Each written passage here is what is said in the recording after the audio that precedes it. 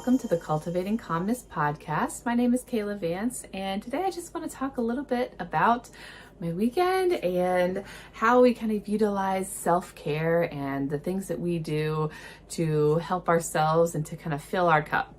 So this past weekend, my family and I celebrated Easter, and it was a really nice weekend. It was sunny here in Ohio, and I think we did end up getting some rain, but in between the rain, the sun was out. It wasn't freezing. It was pretty nice and warm, and I was able to bust out the shorts and t-shirts here, so that was really nice to be able to do. And I had an enjoyable weekend celebrating the resurrection of Jesus, and also being able to enjoy what God has provided for us, and being able to start my medicinal garden. So I had a lot of fun being able to do that, and I just thought I would talk a little bit about that today and how you can do the same thing for yourself. So self-care is something that is talked about a lot, and as therapists we talk about it, and therapists are encouraged to take care of themselves and practice self-care as well. Anybody in a helping profession is strongly encouraged to practice self-care. But really, what is self-care? Well, I mean, it's in its basic form, it's taking care of yourself.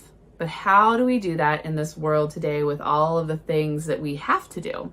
We have all the things that we have to do, the things that we need to do, and then those things that are left up for us are kind of like tacked on to the end, like, well, if I have time. And self-care is really about sometimes trying to make the time and to put in the effort to give yourself time. So sometimes we tend to think like, I don't have enough time, but if we looked at our day and you maybe thought about writing down, or kind of like a food diary, if you wrote down all the things you did in the day, for example, if you wanted to see how much time am I actually spending on my phone, you might go to the screen time watcher and see like how much time, the screen time tracker, and see how much time it's telling you that you're spending on your phone, to determine, all that time, where is it being spent? That time that I don't think I have, am I possibly spending it on my phone? Maybe doing some not so needed things, but where I go to kind of check out, and it feels like it's relaxing and it feels like it's a good thing for you, but really in the long run, it's eating up all that extra time that you have. And I can be guilty of that myself. Sometimes getting in trouble with, doing that instead of having conversations or, engaging when I could be, because admittedly, it is easy to kind of get sucked into the world of social media and scrolling and just kind of wanting to check out. You spend all day talking to people about things, and you just want to be like, oh, I'm done thinking about other problems and other things needing to be solved and needing to be heard. I just want to explore and look at other stuff that's not so important. Sometimes I'm just really interested in learning other things and learning new things, so I follow a lot of natural health pages, and I'm often learning about and exploring new things and ways of doing things differently, healthy, in a more healthy way, in a different way. So I can get sucked into that trap there. So it can be one of those steps in addressing, where is your time going, and where could you put your time more effectively so that you have some of that you time. What does you time look like? What does self-care look like? It's different for everybody.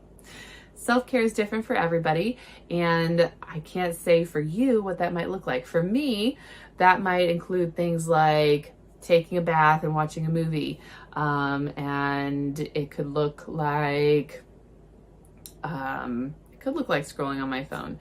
I like to listen to audiobooks. I listen to more audiobooks than I do read books currently. So I like to be able to do those things while I'm doing other things, such as maybe doing the dishes or when I'm driving, rather than maybe listening to the radio, although I do that. Sometimes I just want to listen to a book, and especially if I find a good book, I'm listening to that book until it's done, and sometimes that happens rather quickly. Sometimes it can take me a while to get through a book. It just kind of depends on the mood. or if I'm gardening, I like to put on audiobooks. Some people are really into podcasts, so they'll turn on their favorite podcast and they'll listen to that while they do other things. So I find that that is a somewhat relaxing thing for me to do when I have to do other things. I really enjoy gardening. Even so, this weekend it was sunny out, it was nice out. I saw the opportunity and I was like, I'm gonna get outside, I want to get the sunlight. So I really do enjoy getting out in the sun, having the sun hit my face and my arms, and just being out there and feeling it. Even if it's a little chilly. I was out there barefoot, so I like grounding. I like being in it, in the dirt and in the grass. And so my feet were covered in dirt. Didn't matter, where I really was, but started in the front yard, planted some flowers, foliage. Hopefully those will start to pop up soon and I'll get to enjoy those. But I pulled a lot of weeds. So, a lot of weeds are medicinal. So I did take some time this time. I did it right after the rain and I was able to pull out a lot of dandelions. So if you've ever pulled dandelions, if you've ever tried to use them medicinally, the root is really important. The root has a lot of benefits, and they can also be really hard to get out because they can get very long and they can be very thick. The bigger or the older they are, so those ones, if you try to pull them out and you only get the top, well, the root is still in there, so that's going to grow a dandelion. Sometimes it feels like you need a giant shovel just to get that giant root out of the ground. But if you do, that root can be very helpful for you, really beneficial, and you can use it in teas, detox baths, and things like that. You can eat the sunflowers. Now, I wouldn't recommend doing that, or the dandelions, I wouldn't recommend doing that if you don't know where they've come from, or if you don't know anything about the yard or the pasture or wherever they're coming from. So in my yard, we don't spray, we don't do anything like that. So I don't have a problem with picking the dandelions from our yard, but I wouldn't be picking dandelions from anybody else's yard because most of the people I know spray their yard, especially like public parks and things like that. They're typically spraying, so you don't want to get those chemicals in your system if you plan to use them medicinally. But people do pick the flowers and then they fry them, they eat them, they can use them in teas. I've seen dandelion lemonade. So there's lots of ways that you can use all parts of a dandelion. So I did a little bit of that this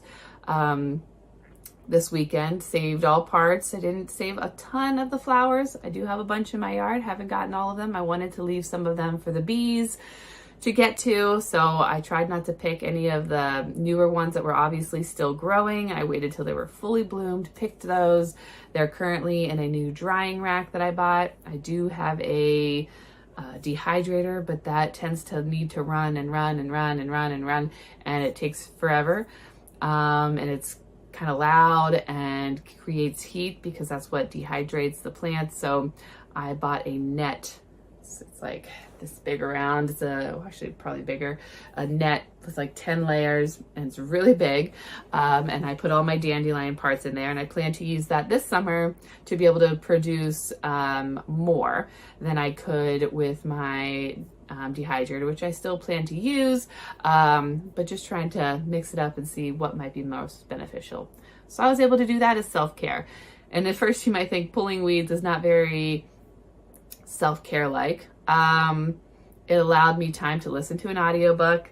It allowed me time to just be out there in the dirt, kind of seeing my work. And so I had this small little patch I was trying to work on, and I was there for an hour and I got most of it cleared out of all the weeds, and a lot of dandelions. And then in its place, I created a new garden. My kids came out and they were like, "Dad, Mom made another garden." So I have one full, really long garden that's all strawberries. I have another full, really long garden along the other side of our house that is all of my other stuff. And then I try to work in some of the medicinal plants here and there wherever I can find them. I had a little box that I put potatoes in for a couple years. I tried it. Haven't been very successful with growing potatoes, so don't know that I'm going to try that this year unless I find a new method that might be more effective. But I planted a lot of chamomile last year. I think I had 6 plants, if I'm not mistaken. This year, There was some that self-seeded, and so it was all over in that weedy patch. So I was trying to pick out the chamomile from the weeds, and I was setting them aside. And then once I got a big enough patch, then I started making rows of chamomile, putting some bigger plants in one area and kind of going down into the smaller plants. And I still have a giant patch that I haven't separated yet, and I'm kind of out of space. So I'm not sure what I'm gonna do with it. If I might find another spot for them, or if I might give them away or do something like that. But I have a lot more chamomile. So hopefully this year I will grow a lot of chamomile, and I will be able to produce a lot of the chamomile flowers and use those in teas and tinctures, or be able to sell them, donate them, give them away. Haven't quite decided what I'm going to do. Sometimes I just like to grow things and see how much I can grow and then decide what I do with it.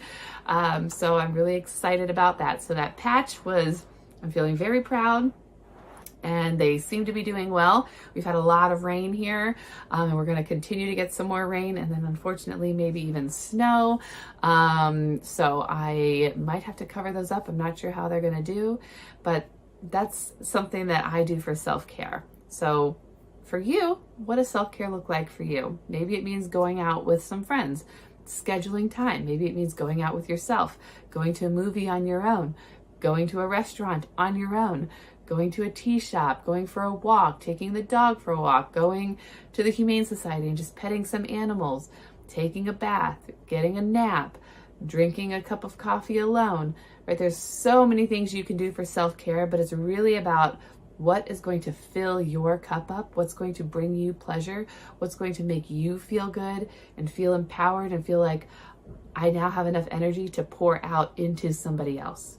If you don't feel like you're able to pour into anybody else, your cup isn't full, and you don't have enough going on inside you to be able to help and do the other things that you need to accomplish.